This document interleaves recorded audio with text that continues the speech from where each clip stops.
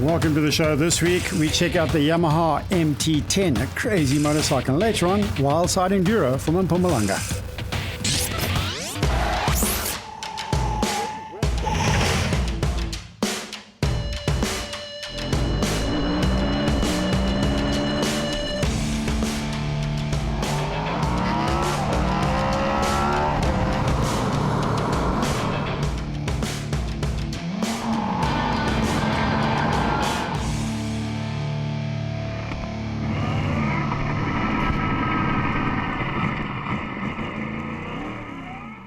Today is Valentine's Day, the 14th of February, and I bet you're all looking forward to going out with your girlfriends, wives or whatever for a very expensive evening meal.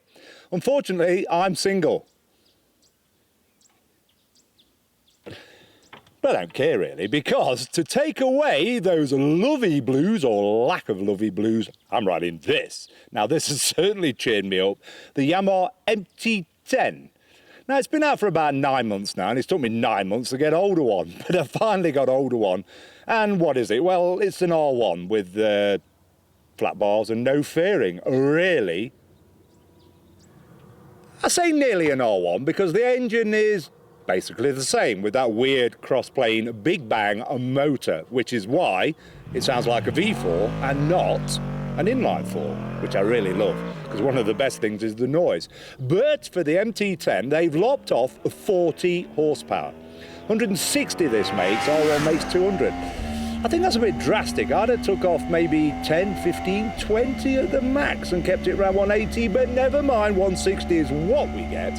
And it doesn't really matter actually, because it's a mental thing. It does give it more instant mid-range at the bottom end. Ideal for road riding. Don't forget, this is a naked street bike with R1 characteristics. It's also lost a lot of the electronics. All we've got is AB standard mode. I paused there because it's the wrong way round. I had to have a look on the internet. Why is B mode the most powerful, A mode middle, and standard a little bit less? Bit confusing, because every other bike I've ridden is A mode is the most powerful, but never mind, I've found out now that B mode is indeed the most responsive mode. But it doesn't really matter, because it wheelies in every bloody mode anyway. And then we just have traction control, 3 levels, and cruise control, and that's it, folks. And most important of all, you can do all this on the fly. All the other bikes where you switch things on and off and they go back to default, you know who you are, this one doesn't. So whatever I select, when I wake up in the morning, get on it later on, wherever, it's in the mode I set. I really like that. So what's it like to ride? Well, exactly what you would think with 160 horsepower, a Japanese naked bike with 1000 cc's. But the big gain on this sort of bike is it's got proper factory KYB suspension. Maybe a little bit stiff for the road, but then again, so am I. So I find it hard to pick fault. I think the colour's beautiful, it's very aggressive, looks like a Transformer, so negative points. The biggest negative point by far is the price. It's well over 200,000 Rand, which is a lot of money for this sort of motorbike. But in our day and age of modern superbikes, isn't everything seem to be over 200 grand at the minute? Everything. Driving me mad. Well, actually more, 3, 4, 5, 6, 700,000 Rand motorbikes. So actually, if you think of it that way, it's probably reasonable. But one thing for sure, it will always, always, always bring a smile when you take your helmet off. Look. I've done my little bit on the road, and quite a bit last week as well. Enjoying this. Don't forget, it's primarily a road motorcycle, but we've come along to Midval racetrack to meet someone rather special. Now, some say it's fast, and some say it's slow. Some say he can ride a bike, some say he can't ride a motorbike. Less of all that, let's just see what he can do.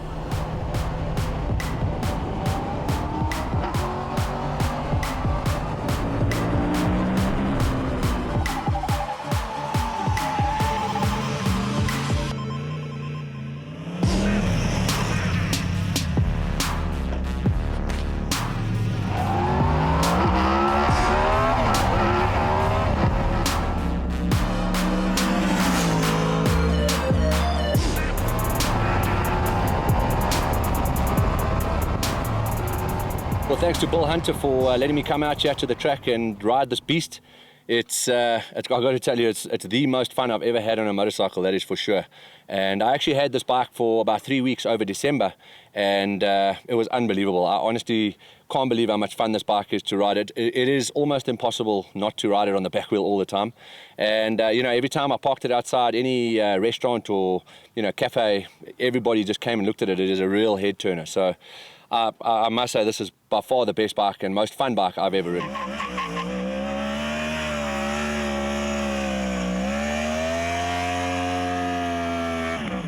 Well, how was that? Was that lunacy at the highest level? Now, don't forget, do not try that at home, and definitely do not try that on the public roads, because you'll end up in a cell.